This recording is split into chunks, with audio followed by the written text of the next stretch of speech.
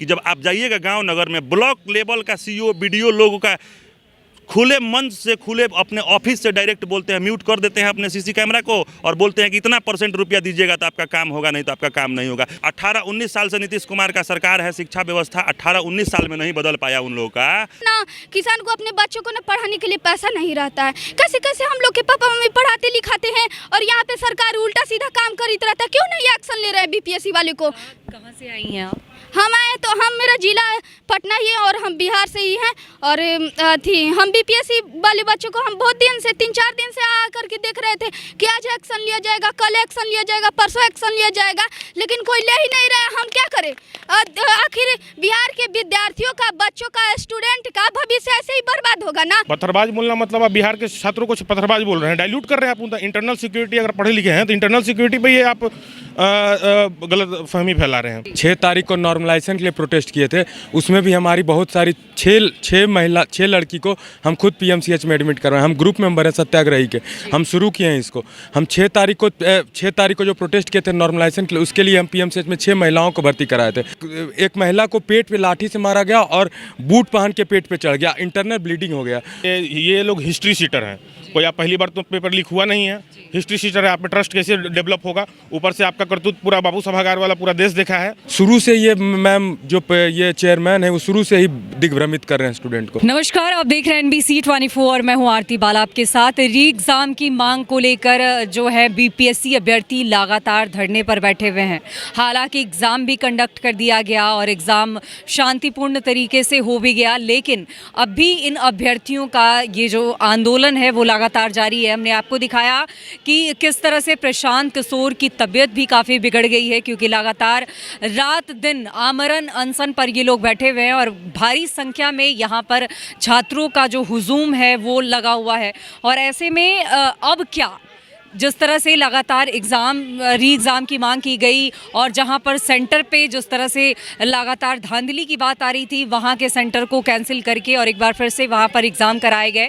लेकिन अब एक बार फिर से री एग्ज़ाम होने के बावजूद ये जिस तरह से लगातार पूरी परीक्षा को रद्द करने की मांग कर रहे हैं, और ऐसे में क्या इनकी मांगे जो है वो सरकार पूरी करती है? क्योंकि उदासीन रवैया आयोग की तरफ से भी देखा जा रहा है, मुख्यमंत्री ने भी अब तक चुप्पी साध रखी है। तो अब इन छात्रों का क्या कुछ कहना है? ये आंदोलन आगे किस तरह से फिर भी जारी रहने वाला है और आगे क्या कुछ ये करने वाले हैं? क्योंकि दिन ब दिन जो है इनकी तबीयत लगातार ख़राब होती चली जा रही है और आगे में इस तरह से ही ये कारवां बना रहा तो फिर कैसे ये आंदोलन और मजबूत होगा? ये तमाम सवालों के जवाब हम इन्हीं में ढूंढेंगे कि आखिर अब क्या, किस तरह की प्लानिंग है। तो चलिए इन्हीं से जानते हैं कि इनका क्या कुछ कहना है। इस तरह से आमरण अनशन किया गया, सरकार की उदासीन रवैया और आयोग भी कुछ नहीं सुन रहा है, री एग्ज़ाम भी कर दिए गए, तो क्या लगता है अब आगे क्या कुछ करने वाले? देखिए, ये सिर्फ री एग्ज़ाम का मामला नहीं है, ये बिहार का भ्रष्ट शिक्षा व्यवस्था जो है वो बिहार के सभी परीक्षार्थियों के लिए है। और हम लोग का अनशन ये सिर्फ आज के लिए नहीं चल रहा है, ये 10 साल से जो भ्रष्ट सरकार है और जो इसका टूटा फूटा जो व्यवस्था है, उस व्यवस्था के खिलाफ हम लोग जो है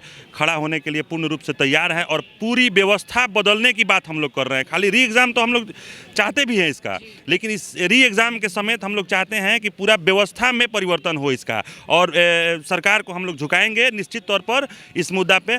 आप बताइए कि जिस प्रदेश में परीक्षार्थियों को पढ़ाई के लिए आंदोलन करना पड़े, तो आप समझिए, इससे अंदाज़ा लगाइए इस सरकार के बारे में कि इस सरकार का क्या अपना मनोवृत्ति है, क्या इसका धारणा है इस सरकार का। आप इससे समझ सकते हैं क्या स्थिति है इस सरकार का। क्या वाकई बिहार में शिक्षा व्यवस्था दम तोड़ रही है? पूर्ण रूप से। आप बिहार के जब गांव में चलेंगे तो पटना में आप कुछ दिख रहा है कुछ हल्का फुल्का, आप जब गांव देहात में चलेंगे तो वहाँ पे सिर्फ बिल्डिंगें हैं, टीचर लोग बैठ के खाली खिचड़ी खिलाता है और इसके सिवा बच्चों का भविष्य के साथ खिलवाड़ किया जाता है। आप सोचिए, 18-19 साल से नीतीश कुमार का सरकार है, शिक्षा व्यवस्था 18-19 साल में नहीं बदल पाया उन लोगों का। और इस 19 साल में जो भी बच्चे पढ़ के निकले होंगे वो कौन सा अपना भविष्य तैयार किए होंगे और क्या करेंगे आगे चल के, ये मतलब भगवान के भरोसे ये व्यवस्था है बिहार सरकार की जो शिक्षा व्यवस्था है। शिक्षा व्यवस्था क्या, हम तो अगर बात, यहाँ तो सिर्फ शिक्षा व्यवस्था के लिए धरना हो रहा है, आप बात करिए हमसे किसी भी व्यवस्था, किसी भी मुद्दे पर इनके इनका एक भी विभाग, नीतीश कुमार का अगर एक भी विभाग सही हो, आम जनता तक इसका पहुंचता हो इनका लाभ, तो हम लोग मानने को तैयार हैं कि चलिए इनका एक भी व्यवस्था है।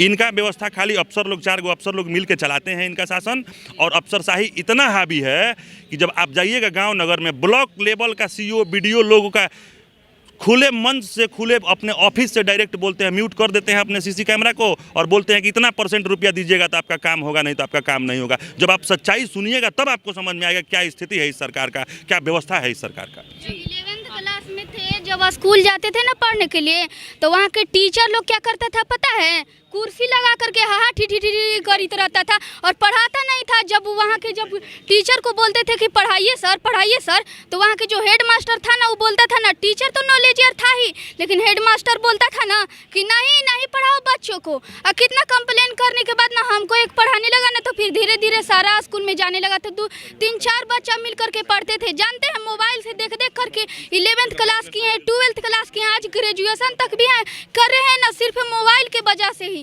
और देखिए तब बीपीएससी वाले बच्चों के लिए ऐसे हो रहा है। हम अपने लिए नहीं लड़ेंगे, लेकिन अपने भाइयों बहनों के लिए जो बीपीएससी के एग्जाम दिए हैं, उतना कितना मेहनत से जानते हैं। किसान को अपने बच्चों को ना पढ़ाने के लिए पैसा नहीं रहता है। कैसे हम लोग के पापा मम्मी पढ़ाते लिखाते हैं और यहाँ पे सरकार उल्टा सीधा काम करती रहता है। क्यों नहीं एक्शन ले रहे हैं बीपीएससी वाले को? कहाँ से आई हैं आप? हम आए तो मेरा जिला पटना ही है और हम बिहार से ही हैं। और हम बीपीएससी वाले बच्चों को हम बहुत दिन से 3-4 दिन से आ करके देख रहे थे कि आज एक्शन लिया जाएगा, कल एक्शन लिया जाएगा, परसों एक्शन लिया जाएगा, लेकिन कोई ले ही नहीं रहा है। हम क्या करें?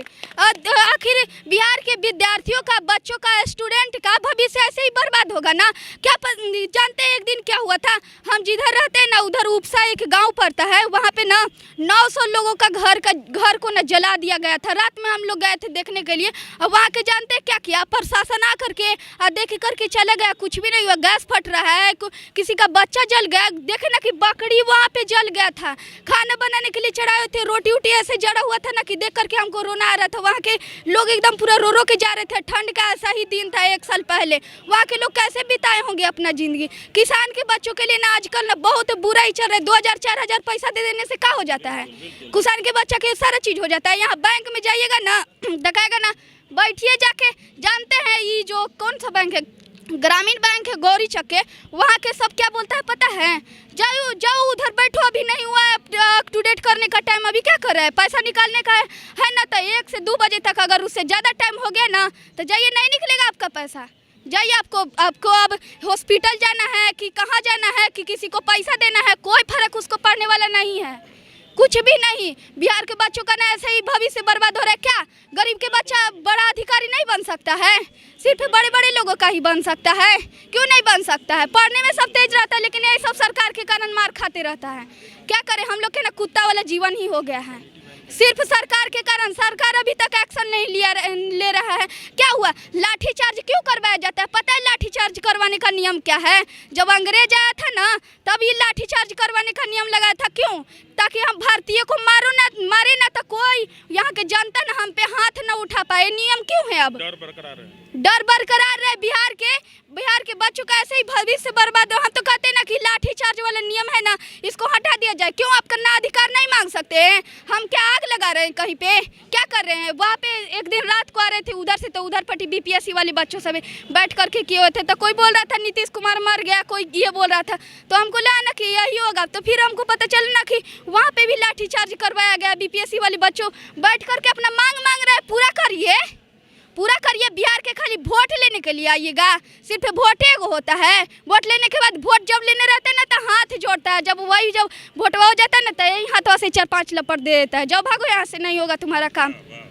अच्छा, आप बताइए, आरोप ये भी लग रहे हैं जैसे इन्होंने कहा कि हम लोग के साथ जो जातियाँ की जा रही है, तो ऐसे में आरोप ये भी लग रहे हैं कि वो छात्र नेता हैं, वो लोग मतलब छात्र हैं ही नहीं, वो लोग छात्र के रूप में कोई और हैं जो उग्रवादी हैं, जो इस तरह से चीज़ें कर रहे हैं। आप लोगों ने भी देखा होगा सोशल मीडिया पर ये सारी चीज़ें आ रही है, इस बात का खंडन कीजिए ना, इसमें यथार्थ है और कितनी सच्चाई। मैम बहुत अच्छा लगा आप ये बोले कि आप हमारे लिए आए हैं यहाँ पे। उसी प्रकार प्रशांत किशोर जी हमारे लिए यहाँ अनशन कर रहे हैं, तो वो तो हमारे दिल में जगह बना चुके हैं इसके वजह से, ठीक है। लेकिन मैं ये बोलना चाहूँगा कि बोल रहे हैं कि छात्र नहीं है, उपद्रवी हैं, तो उसको तो पहचानना। पत्थरबाज बोल रहा है एक बीजेपी का प्रवक्ता है अजय आलोक, वो बोलते हैं कि ये पत्थरबाज हैं। देखिए वो क्या किससे कंपेयर कर रहे हैं, और उनको ये समझ में नहीं आता है, थोड़ा भी पढ़े लिखे होते हैं तो इस तरह के मुद्दा को वो डाइल्यूट नहीं करते हैं। पत्थरबाज बोलना मतलब आप बिहार के छात्रों को पत्थरबाज बोल रहे हैं, डाइल्यूट कर रहे हैं आप उनका इंटरनल सिक्योरिटी। अगर पढ़े लिखे हैं तो इंटरनल सिक्योरिटी पे ये आप गलत फहमी फैला रहे हैं। दूसरा चीज़ आपने ये बोला, आप देखिए मैम, आप मीडिया को बोला था कि media sets the agenda by focusing on what to focus on. Media जिस चीज़ पे फोकस करेगी उसको एजेंडा बनता है। तो अब मीडिया जो आ रही है वो क्या फोकस कर रही है कि प्रशांत किशोर जी बाथरूम कहाँ जा रहे हैं, टॉयलेट कहाँ जा रहे हैं, ठीक है, बस में जा रहे हैं। ये भी मैं एक बार क्लियर कर देना चाहूँगी आप दर्शकों के ये से, क्योंकि आवाज़ें उठती है तो ही मीडिया आप लोगों से पूछना चाहती है, क्योंकि हम लोग तो आप ही के हक में आए हैं ना कि हमारा आपका आवाज़ जो है उन तक पहुंचाना है, ठीक है ना। तो आप लोगों पे मतलब ये जो छीटाकसी किए जा रहे हैं और प्रशांत किशोर को लेकर जो बातें कही जा रही है कि वो गांधीवादी हैं, ठीक है ना, और वो यहाँ पर बैठे हैं और उनका वैनिटी वैन है, तो लग्जरी लाइफ जिस तरह से उन्होंने जिया है, तो यहाँ पे भी वो सारी चीज़ें हैं। तो उसी का खंडन करने के लिए मैं यहाँ पे आई हूँ कि उसमें कितनी सच्चाई है। मैम अगर एक बात बताइए कि आप एक बिंग लेडी और ये आपके जो पत्रकार हैं, जो कैमरामैन सर हैं, उनमें अंतर है कि नहीं, डिफरेंस है कि नहीं, अगर आपको यूज करना हो तो। उसी तरह अगर उनको, हम एक छात्र हैं, ये एक छात्र है, और हमको जहाँ जाना होगा यूज करना, हम तो घर से आ रहे हैं, ठीक है, अभी हम घर से निकले, फ्रेश होके फिर जाएंगे, ये हॉस्टल से आए, हॉस्टल में चला जाएगा।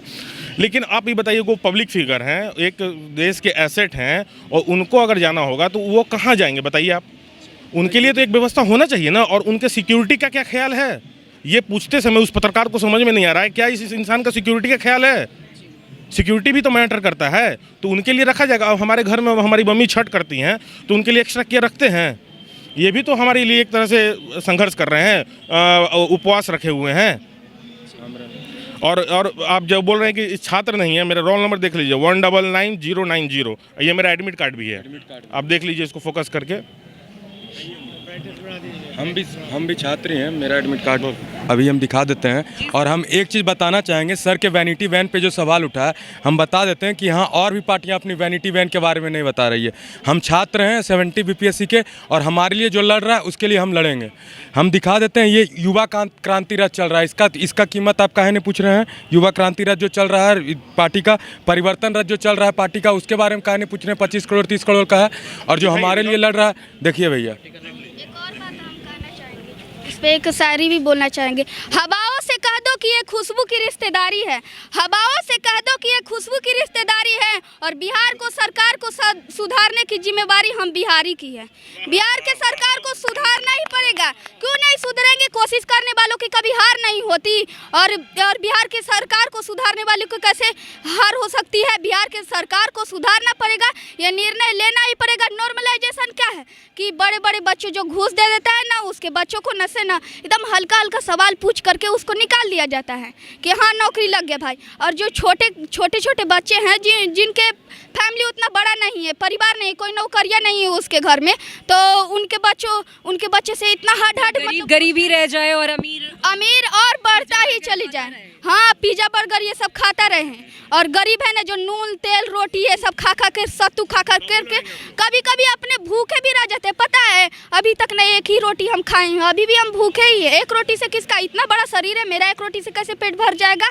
हम भी अभी तक भूखे ही है। पटना में रहते हैं ना, तो उसके लिए कुछ करना पड़ता है, ऐसे ही कुछ नहीं हो जाता। 10 रोटी खाने तो देख लीजिए मुख्यमंत्री जी, एक तरफ बेटियों को लेकर आपने जो दावे किए थे, यहाँ एक बेटी आज चीख पुकार कर रही है कि आप उनकी आवाज़ को सुनिए। आपकी चुप्पी बहुत लोगों की जान को ना कहीं खत्म कर देने वाली है। तो आप जी चाहेंगे, हम 6 तारीख से प्रोटेस्ट कर रहे हैं मैम। 6 तारीख को नॉर्मलाइजेशन के लिए प्रोटेस्ट किए थे, उसमें भी हमारी बहुत सारी 6 लड़की को हम खुद पीएमसीएच में एडमिट कर रहे हैं। हम ग्रुप मेंबर हैं सत्याग्रही के, हम शुरू किए हैं इसको।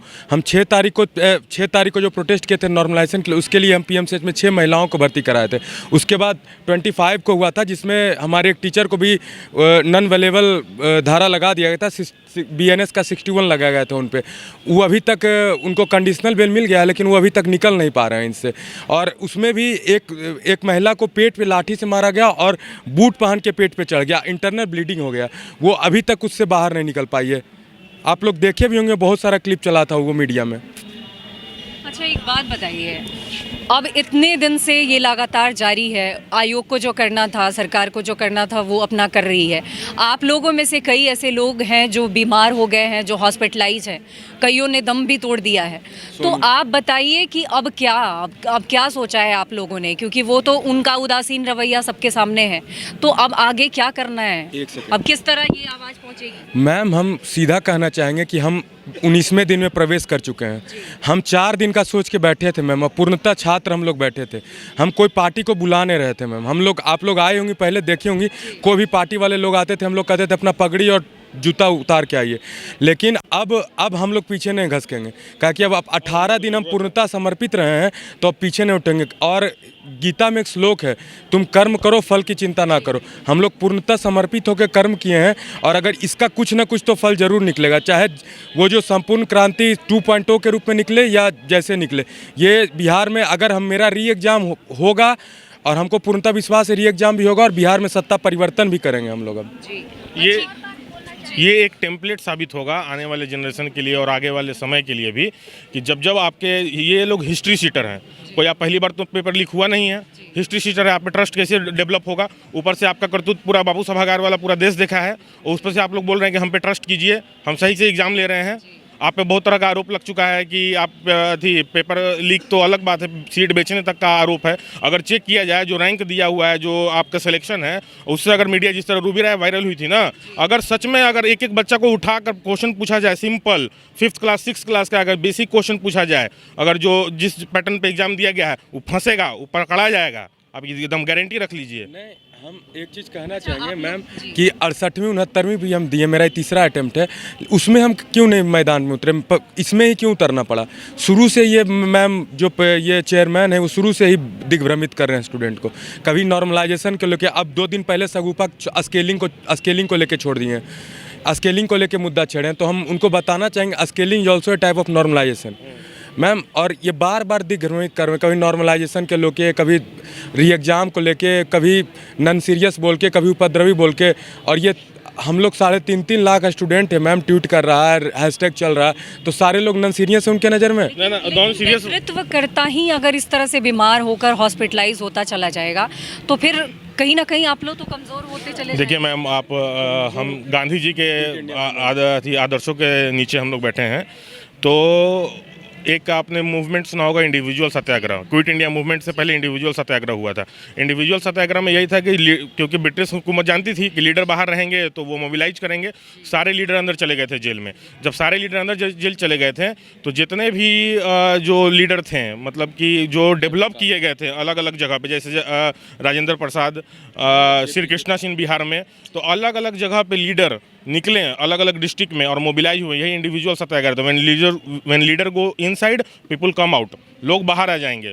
तो ये सत्याग्रह इसी तरह आगे चलेगा। अगर ये कंडीशन इस तरह से वास्ट मेजोरिटी के लिए अनबियरेबल होते गया, तो लोग बाहर आएंगे और ये व्यापक स्तर पे ये आंदोलन जाएगा। मैम हम इसमें एक चीज़ जोड़ना चाहेंगे कि बोल रही हैं कि आपका लीडर चल जाएगा, तो मैम मेरा लीडर तो शुरू से ही जा रहा है, लेकिन आंदोलन बंद नहीं हो रहा है। पहले हम लोग रोहित सर के साथ हम लोग प्रोटेस्ट किए। रोहित सर को मैम डिटेन कर लिया गया और किडनैप किया गया एक तरह से समझिए। तो रात को 2 बजे पुलिस आती है और किडनैप कर लेती है। हम लोग रात भर भटके हैं पूरे पटना में, कहाँ मिलेगा। सवेरे हम लोग को पता चला है कि उनको खगौल में रखा गया। तो पहले रोहित सर को किया गया, फिर रमांशु सर को किया गया, अब पीके सर। तो मैम ये आंदोलन कितने लोगों को डिटेन करेगा? ये एक तरह से क्विट इंडिया मूवमेंट हो गया। अभी रमांशु सर की हालत कैसी है? रमांशु सर, अब सारे लोग ठीक है मैम, अब सारे लोग को बेल मिल गया है, लेकिन कंडीशनल बेल मिला है उन लोगों को कि मीडिया में नहीं आ सकते हैं, आप पब्लिक गैदरिंग नहीं इकट्ठा कर सकते। अगर करेंगे तो जुडिशियरी के खिलाफ होगा। तो वे लोग जुडिशियरी का पूर्णतः सम्मान कर रहे हैं और वो लोग बाहर नहीं आ रहे हैं। और हम लोग एक चीज़ और बता दें कि अगर लोग, आप कितने लीडर्स को मारोगे? बिहार तो लीडर्स को जन्म देने वाली धरती है, तो लोग खड़े होते रहेंगे, कारमा बढ़ता रहेगा। लेकिन ये जो हमारा सत्याग्रह है, इसका आउटकम जरूर निकलेगा, चाहे री एग्ज़ाम के रूप में निकले, चाहे व्यवस्था परिवर्तन हो बिहार में। आप पर डिपेंड करता है, आप सत्ता परिवर्तन चाहते हैं या री एग्ज़ाम चाहते हैं, आप डिसाइड कर लीजिए। एक और बात कहेंगे, आज बिहार के विद्यार्थियों को नेताओं ने ललकारा है।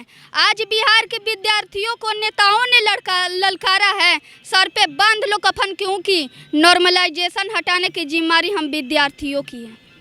बहुत बहुत खूब। और आपने देखा कि जोश और जज्बा जो है अभी तक बरकरार है। जी, आप कुछ कह रहे हैं? कहीं ना कहीं जितने भी यहाँ राजनीतिक लोग सत्ता में हो या विरोधी दल के हो, छात्रों को एकजुट नहीं होने देने चाहिए। छात्रों के, क्योंकि इस पता है, इस बिहार को और इस देश को पता है कि जब जब बिहार के छात्र एकजुट हुए हैं, इस देश की दिशा को बदल दिए हैं, तस्वीर बदल दिए हैं। तो ये कहीं ना कहीं प्रयास है, छोटे बड़े स्तर पर ये एकजुट नहीं हो, इसलिए हम लोगों का प्रयास है कि सारी आपसी राजनीति भूलकर राजनीति करने के लिए पूरा पड़ा हुआ है। लेकिन आपसी राजनीति, सभी दलों से मेरा आपके चैनल के माध्यम से आग्रह है कि सारी आपसी द्वेष राजनीति भूलकर एक बार छात्रों के हित में एकजुट होकर इसको आइए आप लोग, और इसको री एग्ज़ाम के लिए आप लोगों थोड़ा सा दबाव सरकार पर बनाइए। ये हम आप लोगों के माध्यम से अनुरोध करेंगे सारी राजनीतिक दलों को। और छात्र जो भी अभी घर में हैं, जो देख रहे हैं, सोच रहे हैं, आज रविवार है, आप लोग निकलिए घरों से। शिक्षक को कितने लोगों को दबाइएगा, क्योंकि ये जो पिछला बार जो 74 हुआ है, अगर उस दिन के देश में जितने नेता दिखते हैं आपको, उसी की उपज आज नेता हैं। 50 साल बाद को हिम्मत किया है आज इस छात्रों को एकजुट करने के लिए। अगर हम लोग एक नहीं होंगे तो आने वाली पीढ़ी हमसे सवाल करेगी कि आप जब छात्र आंदोलन कर रहे थे तो आप घर में कंबल में सो रहे थे। तो उस कंबल से निकल कर आइए, इससे आने वाले पीढ़ी के लिए, अपने लिए आना है, किसी दूसरे के लिए नहीं आना है। क्योंकि ये शिक्षा व्यवस्था बदलेगी तभी जाके आपके बच्चे भी सलामत रहेंगे। तो आप धन्यवाद इसके लिए। मुख्यमंत्री से क्या कहेंगे? मुख्यमंत्री से यही कहेंगे कि री एग्ज़ाम कराया जाए। पहले तो धांधली हुई थी, ये इल्ज़ाम लग रहा था। अब तो आपने जो कल जो एग्ज़ाम करवाया था उसमें क्वेश्चन ही गलत दिया है। अब क्वेश्चन 2 से 3 क्वेश्चन गलत है तो उसका क्या कीजिएगा? बीपीएससी क्या करेगा? ऑब्वियसली बोनस मार्क्स देगा, सबको देगा। अगर जो बोनस मार्क्स 12,000 लोगों को मिलता है तो बाकी जो 3 लाख लोग हैं वो भी डिमांड करेगा ही, क्योंकि उनको आपने फ्री में नंबर दिया तो हम लोग को भी चाहिए। तो ये तो एक और रीजन, बहस का एक मुद्दा छिड़ गया है और एक रीजन मिल गया है री एग्ज़ाम करने का। अगर जो बीपीएससी बचे हुए 3 लाख लोगों को भी बोनस मार्क्स देती है तो फिर ये भी दिक्कत है, क्योंकि उसको आपने सही क्वेश्चन पे बोनस मार्क्स दिया है, इसको गलत क्वेश्चन पे बोनस मार्क्स दिया है। बीपीएससी के पास कोई सोल्यूशन नहीं रहेगा इसको कैसे रिजल्ट निकालने का। रिजल्ट निकल ही नहीं सकता, कैसे आप इक्वल कीजिएगा दोनों को? क्वेश्चन आप सेट नहीं कर सकते, क्वेश्चन भी गलत है। कर्क रेखा कहाँ से गुजरती है, ये था एक क्वेश्चन। एक था 2023 के जनगणना के अनुसार कौन सा भारत में सबसे शिक्षित राज्य है। 2023 में कोई जनगणना ही नहीं हुआ है, इस लेवल का क्वेश्चन ही नहीं सेट किया गया है। तो ऑब्वियसली री एग्ज़ाम तो होगा ही, और कोई सोल्यूशन ही नहीं है बीपीएससी के पास इसको। तो देख करवाया जाए। जी, तो देखा आपने, जोश और जुनून जो है वो उसी तरह बरकरार है। और कहीं ना कहीं ये छात्र जो हैं वो टूटे नहीं हैं, हारे नहीं हैं, और ये आंदोलन आगे भी इसी तरह जारी रहेगा, चाहे इनके नेतृत्वकर्ता क्यों ना हॉस्पिटलाइज हो जाए। क्योंकि लगातार आप देख रहे होंगे कि प्रशांत किशोर की भी तबीयत जो है वो नासाज है, वो ठीक नहीं है, क्योंकि कल भी डॉक्टर्स आए थे, आज भी चेकअप हो रहा है उनका। तो इनका साफ कहना है कि हम आंदोलन यूं ही करते रहेंगे, चाहे हमारे नेतृत्वकर्ता के साथ इन लोग जो भी बर्बरता करना चाहे या फिर वो हॉस्पिटलाइज ही क्यों ना हो जाए, ये आंदोलन कमज़ोर नहीं होगा और ये आंदोलन यूं ही अनवरत जारी रहेगा जब तक इनकी मांगें पूरी नहीं की जा सकती है। तो फिलहाल तमाम ऐसी खबरों के लिए बने रहें NBC 24 पर। तो देखिए किस तरह से यहाँ पर आमरण अनशन जिंदाबाद के नारे लगाए जा रहे हैं, और आप देखिए जहाँ भी नजर जाएगी दूर दूर तक बड़ी संख्या में लोग समर्थन के लिए यहाँ पर आए हैं। क्या बच्चे, उनके पेरेंट्स भी इस आंदोलन में बढ़ चढ़कर हिस्सा ले रहे हैं? तो चलिए कुछ पेरेंट्स से भी जुड़ते हैं और जानते हैं कि उनका क्या कुछ कहना है। जी, ये आमरण अनशन जो प्रशांत किशोर जी चला रहे हैं, ये बिहार में भ्रष्ट शिक्षा और भ्रष्ट परीक्षा व्यवस्था के खिलाफ है। विद्यार्थियों के साथ जो अत्याचार हो रहा है, हर बार जो परीक्षाएं होती हैं वो परीक्षाओं का पेपर लीक हो जाता है। आज तक किसी भी राजनीतिक दल वाला के द्वारा या किसी भी व्यक्ति के द्वारा विद्यार्थियों के समर्थन में ऐसा कोई अनशन या धरना नहीं दिया गया था। 4 दिन से प्रशांत किशोर जी आमरण अनशन पर बैठे हुए हैं ताकि बच्चों के भविष्य के साथ खिलवाड़ ना हो। आगे से जो भी परीक्षाएं हुई हैं उसको सारी परीक्षाएं कैंसिल हो और पुनः एग्जाम लिया जाए। इन सभी बातों को लेकर शिक्षा व्यवस्था सुधार हो। प्रशांत किशोर जी आज लगभग 100 घंटा होने जा रहा है आमरण अनशन पर गांधी मैदान में बैठे हुए हैं। अच्छा, उनके वैनिटी वैन को लेकर आवाजें उठ रही है, क्या कहिएगा? ये तो यहाँ व्यवस्था होनी चाहिए ना। आखिर में प्रशांत किशोर जी आमरण अनशन पर बैठे हुए हैं, यहाँ तो शौचालय की सुविधा होनी चाहिए। उठ के घर तो नहीं ले जाएंगे शौचालय के लिए। शौचालय के लिए ऐसी व्यवस्था होनी चाहिए कि जहाँ पर वो शौचालय तो कम से कम करे। एक जगह आदमी सो रहा है ठंड में, शौचालय के लिए कहाँ जाएगा। जो लोग हैं विरोध में, प्रशांत किशोर जी एक बच्चों के लिए मसीहा के रूप में सामने आए हैं, इसके विरोध में विरोधी लोग बहुत बातें बोलेंगे। उनकी बातों को ध्यान नहीं देना है, हम लोग को अपना काम करना है और छात्रों के लिए हम लोग को सब लोग को सहयोग करना है मिलकर। धन्यवाद। वैनिटी वैन से इस आंदोलन का वैनिटी वैन से क्या लेना देना।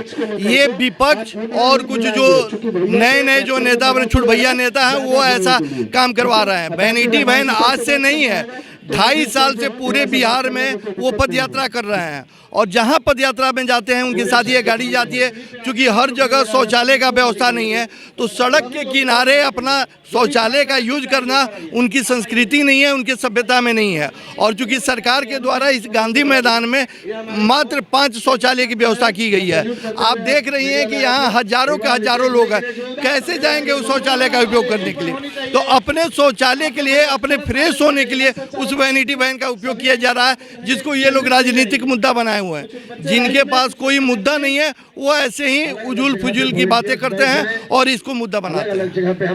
जी, तो देखा आपने, ये फिजूल का मुद्दा है, फिजूल की बातें हैं। तो चलिए कुछ और भी लोग हैं, उनसे भी जुड़ते हैं। जी, क्या कहिएगा आप? प्रशांत किशोर जी आमरण अनशन पर बैठे हुए हैं, उनके वैनिटी वैन को लेकर आवाज़ें उठ रही है और तेजस्वी यादव ने भी आवाज़ें उठाई है। उन्होंने कहा है कि ये तो स्टारडम वाली बात हो जाती है। तो आप इसे लेकर मेरा ये कहना है कि इस आंदोलन में जो यहाँ प्रतिपक्ष के नेता हैं या प्रतिपक्ष की पार्टी है उसका पार्टिसिपेशन तो है नहीं, जबकि उनको आना चाहिए था क्योंकि प्रतिपक्ष की पार्टी है और उनके वो नेता हैं। सरकार अगर बात नहीं मानती है तो प्रतिपक्ष का काम है, धर्म है कि उस बात को उठाना। खुद उठा नहीं पा रहे हैं तो मुद्दा को भटकाने का एक काम कर रहे हैं। अब यहाँ मान लीजिए वैनिटी वैन है, इनको अगर बाथरूम जाने का होगा तो कहाँ जाएंगे। यहाँ जितने भी लोग हैं वो अपने घर में या होटल में या लॉज में रख के अपना बाथरूम वगैरह जाते हैं। वैनिटी वैन रखने का मेन उद्देश्य ये है कि ये तो यहाँ परमानेंट रह रहे हैं, इसलिए वहाँ बाथरूम जाने की सुविधा यहाँ हो, उसको बहुत बड़ी बात बनाई जा रही है। क्योंकि मुद्दा भटकाना है, क्योंकि वो ये सारी पार्टियां संघर्ष कर नहीं रही है, सरजमीन पर है नहीं, इसलिए इस बात को, मुद्दा को भटका के इस संघर्ष को कमतर करने का एक कोशिश किया जा रहा है। ये संघर्ष कम नहीं होगा। ये छात्र के साथ, छात्र का एक अहम मुद्दा है और बहुत दिनों से छात्र के साथ अन्याय होते रहा है। बहुत दिन के बाद एक आंदोलन का यह शक्ल लिया है और निश्चित तौर पर इस आंदोलन के माध्यम से बिहार का जो राजनीतिक दिशा और दशा है वो बदलेगा। मेरा ये कहना। मुख्यमंत्री से क्या? मुख्यमंत्री को कोई भी प्रदेश के मुख्यमंत्री होते हैं उस नागरिक के लिए उत्तरदायित्व होते हैं और इस नौजवान साथी जो युवा हैं, जो देश का भविष्य है, इस प्रदेश का भविष्य है, उनके लिए तो उनको संवेदना होना चाहिए। इस मुद्दे को तुरंत तत्काल प्रभाव से बात करके सॉर्ट आउट करना चाहिए। ये मुद्दे अगर ये नौजवान अगर भटकते रह जाएंगे तो क्या रहेगा इस प्रदेश का स्थिति। इसलिए पूरे देश में यह मुद्दा जा रहा है, बिहार की बदनामी हो रही है, सरकार की बदनामी हो रही है। इसलिए मुख्यमंत्री जी को अपने प्रयास से निश्चित तौर पर प्रयास करके इस आंदोलन को खत्म करना चाहिए, इस मुद्दे को बात मानते हुए।